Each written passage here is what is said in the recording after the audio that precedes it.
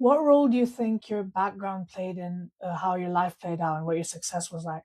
What could you explain, like, to people who are not aware of this, how the differences, what the differences are between immigrant communities, immigrant households versus like white households? What's the difference?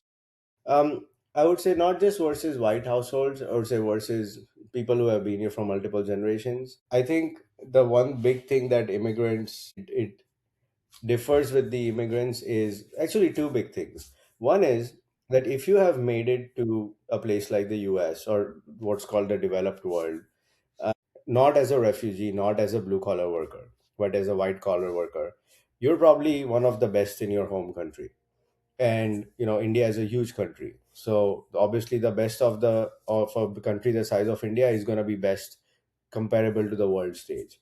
um, the second is that you have a lot more at stake, so you can't just afford to quit a job. And especially in Seattle here, everybody works in tech.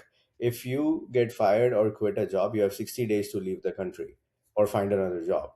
You're going to put your head down and work and bear whatever's being. No, we have so many layoffs here. Everybody's so stressed out. But people are just powering through because they have too much to lose. But those two things really differentiate. Um, Also, if you come from a developing country, you tend to appreciate the nicer things. Like I love the clean air here. The people here don't appreciate it nearly as much as I do because I come from a city where there was pollution. So uh, so immigrants are in general more grateful, uh, more educated, and they have a lot more to lose compared to the average local. Maybe these immigrants, when they're five generations down, things might change. Who knows?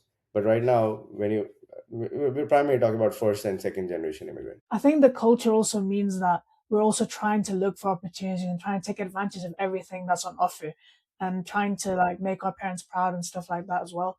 And that's why there's such a difference.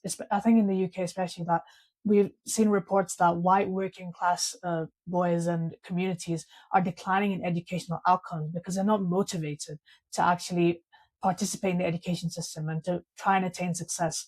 They would just want to go into blue collar professions like trades. So how do you think that dynamic plays out in the US? Exactly the same. People are worried about AI. People are worried about if their job's going to exist or not. They were told by their boomer parents that grow up, get a college education, and you'll be fine in life.